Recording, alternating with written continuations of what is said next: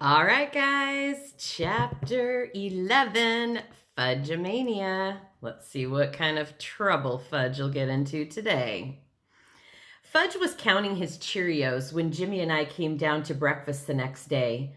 As soon as we sat down, Sheila waltzed in wearing her fuzzy pink robe and bunny slippers. As usual.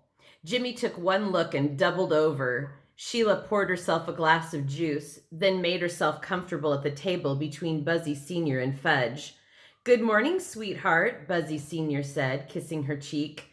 "Good morning, honey," Fudge said, kissing her other cheek. "What is this, Camp Kissy Face?" Jimmy asked. "You wish," Sheila said. "Oh yeah, I really wish," Jimmy said. "Sheila's my babysitter," Fudge told Jimmy. "But maybe she's going to be my wife, too." "Wife?" Jimmy said to Sheila. "Maybe," Sheila said. "Nothing's definite yet. It all depends on Mitzi," Fudge said. "Mitzi?" Jimmy asked. "She's my friend. She has monster spray. She's trying to get some for me. Then I won't have to get married." Jimmy gave me a look, then sliced a banana into his cornflakes.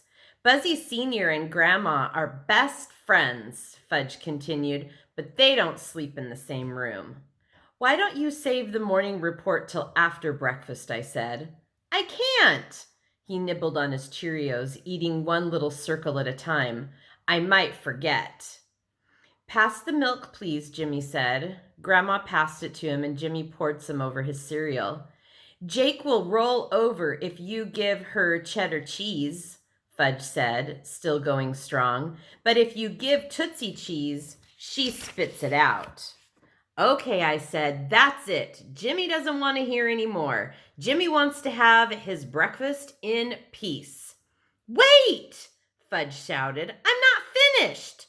"Oh, yes, you are," I told him. But did he listen? Does he ever listen? "Libby works at Ickles Ice Cream Parlor," he blabbed. "She puts extra sprinkles on my cone. And," he stretched out the word, making sure that everyone was paying attention, "Pete got dizzy from Izzy at the library." That did it. I reached across the table and grabbed him by his sweatshirt. "One more word and I'm gonna let you have it." "Okay." He went back to counting his Cheerios. "What was that about Peter getting dizzy?" Sheila asked. "It was a joke," I told her. He said he felt like he was floating," Fudge said. I shoved my chair and raced around the table, ready to destroy him. "Grandma!" Fudge cried. "Help!" Grandma shouted. "Enough!" "Ee!" Tootsie shrieked. "Ee, ee, ee!" This time, Grandma stood up and banged a wooden spoon against a pot. We all quieted down and ate our breakfasts. Not that I was hungry anymore. When we finished, we helped Grandma clean up. Then Sheila danced across the living room in her bunny slippers, singing, "He got dizzy from Izzy at the library." Mr. Fargo, who'd been sleeping on the couch, suddenly sat up, looking confused. "Where am I?" he asked. "You're in Maine, Dad," Jimmy told him. "Remember, you're sleeping on the sofa in the Hatchers' living room?" "You mean the Tubmans' living room," Sheila said, as she danced out the door onto the porch. Jimmy followed her, and I followed Jimmy. No way was I going to leave those two alone. It was a warm, sunny morning, for a change. Everything smelled fresh and clean from last night's rain. Too bad Sheila had to spoil it with her musical act. She danced from one end of the porch to the other, singing, "Dizzy from Izzy, la-dee-da. Maybe it's love, la-dee-da." "It has nothing to do with love," I told Jimmy. "Fudge made the whole thing up." "Dizzy," Sheila said, "floating." "Sounds like love to me, Peter." "Yeah, Peter," Jimmy said, "sounds like love to me too." I've seen Izzy, Sheila told Jimmy. She's got curly hair and a fat behind. It's not fat, I shouted. If it's not fat, how come it wiggles when she walks? Sheila asked, parading across the porch. She tried to imitate Isabel, but wound up waddling like a duck instead. So when do I get to meet this Izzy? Jimmy asked. I have an idea, Sheila said. We can ride our bikes to the library this morning. I thought you have a job, I said. I thought you have to babysit Fudge. Haven't you heard? Sheila asked. Fudge is invited to Mitzi's. All I have to do is walk him over, and I'm free. I hope my mother's not paying you for that. Business between your mother and me is private, Sheila said. Then Jimmy said, I didn't bring a bike. No problem, Sheila told him. We have extras in the garage. Jimmy's here to visit me, I told Sheila, and I'll decide what we're going to do. I went back inside, slamming the door as I did. First, he tells me he can't stand Sheila. Next thing you know, it's like they're best friends. Who needs this? I went up to my room, kicked yesterday's clothes out of the way, and sat on the edge of the bed. In a minute, Jimmy joined me. He sat on the edge of his bed. Sorry, he said. I don't know what got into me. There's plenty of reasons for feeling dizzy, besides love. I didn't say anything. You're not mad, are you? Jimmy asked. Why should I be mad? Then you don't mind if we ride into town? Why would I mind? I was just trying to help you since I know you can't stand being around the cootie queen. Yeah, but I feel kind of sorry for her since her friend got chicken pox and all. She told you about Mouse? Yeah, and I know how disappointed you'd be if I'd come down with chicken pox. You had them in 2nd grade. I know, but just suppose. Dad adjusted the seat on one of the extra bikes for Jimmy. Then he handed him a bike helmet. Safety first, he said. The road to town is very busy. We'll be careful, Sheila promised. I took a course in bicycle safety, so I know all the rules. What don't you know? I muttered. I don't know how to turn a perfect cartwheel, Sheila said, but with Muriel's help, I'm improving. I jumped on my bike and rode away from the house, leaving Jimmy and Sheila behind.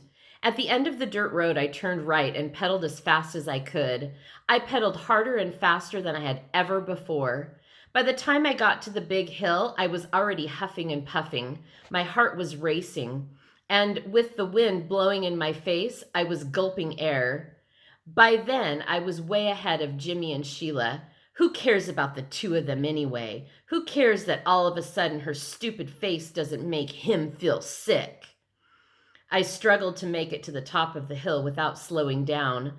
I was breathing as hard as I could when something flew into my mouth. I coughed. I gagged. I swallowed. I think it was a fly. I think I swallowed a fly. I gagged again and braked so fast I flew off my bike. Lucky for me, I was wearing a helmet and landed in the soft dirt on the side of the road. In a couple of minutes, Jimmy and Sheila pulled up next to me and jumped off their bikes. What happened? Jimmy asked. I swallowed something. I think it was a fly. A fly? He said. I was going really fast, breathing hard. It flew right into my mouth. How do you know it was a fly? Sheila asked. What else could it be? I said. A bee, a moth, a small bird? It wasn't a small bird, I told her, and a bee would have stung me. I'm almost sure it was a fly. Ew, that's so gross, Sheila said. I started coughing and gagging again. Jimmy whacked me on the back. What should we do? He asked Sheila. We'll take him to Bicycle Bob, Sheila said. He'll know what to do. I think I'm gonna puke, I said. No, you're not, Sheila said. Just get back on your bike and keep your mouth shut. Maybe he should keep it open, Jimmy said, in case the fly wants to get out. It's too late for that, Sheila said. How do you know? I asked. All right, fine, Sheila said. Keep your mouth open if you want. But I didn't want to. I was afraid if I did, something else would fly in. The bike shop was just up the road. When we got there, Sheila called, Bob, we have an emergency. Bicycle Bob came out of his shop carrying a wrench. Hey guys, he said, what's happening? I was riding my bike really fast, I told him, and I was breathing really hard. A fly flew into his mouth, Sheila said, and he swallowed it, Jimmy added. Hey, Bicycle Bob said, shaking my hand. Welcome to the club. The club? I asked. Yeah, the ISAF club. The ISAF club, I repeated. The I Swallow a Fly club, Bicycle Bob said. I'm a member myself. You swallowed a fly, I asked. I'm approaching the half-dozen mark, he said. It's hard to pedal fast and keep your mouth shut at the same time. Does he need x-rays? Jimmy asked. Nah, Bicycle Bob said. He needs ice cream. Ice cream? I said. Yeah, go next door to Ickles and get yourself a vanilla cone. Why vanilla? Sheila asked. It's the best cure for swallowing live insects, Bicycle Bob said. Unless you don't like vanilla, in which case... Vanilla's fine, I said. Good. Do you need money? No, I've got enough. Then you're all set, he said. Give me your name and address so I can notify you about our meetings. What meetings? The ISAF club meetings. Oh, right. I wrote out my name and address for him.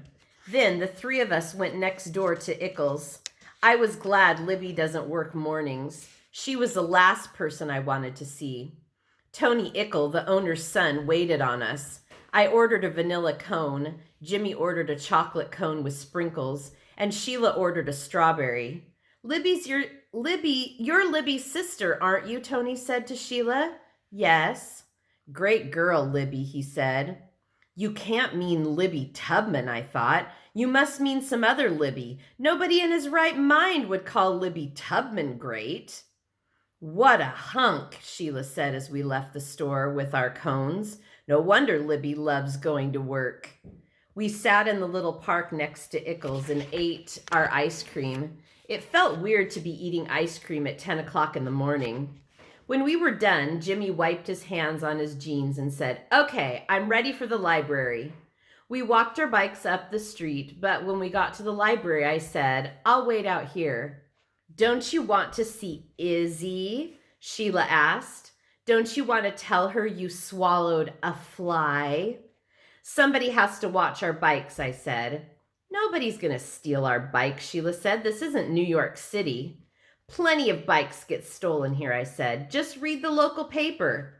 Peter's such a worrier, Sheila told Jimmy. I don't worry. I think ahead. Too bad you didn't think ahead before you swallowed that fly, Sheila said. The two of them went inside. They're probably going to tell Isabel about the fly, I thought. She'll probably come out to see if I'm okay. She'll remind me about that baseball book that I put on hold. And if she looks at me the way she did the other day, I'll get dizzy again. Then Jimmy and Sheila will know the truth. They weren't gone for long. Izzy's not there, Jimmy said, disappointed. She only works afternoons. Too bad, I said. What's so great about swallowing a fly? Fudge asked that night. We were having an outdoor barbecue to celebrate the first warm night of our vacation. One time, I swallowed a turtle. We know, I told him. And I had to go to the hospital. We know, I told him. Everybody was worried, he said, and sad too. Nobody was sad but me, I said, because it was my turtle. I remember that turtle, Jimmy said. You won him at a birthday party. Please, Sheila said. Could we talk about something else? I'm trying to enjoy my supper. Fudge laughed.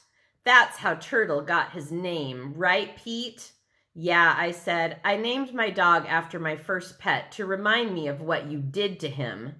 Fudge danced around, holding up a French fry as if it were my turtle. Oh, turtles are so tasty, he sang. Boiled, baked, or raw.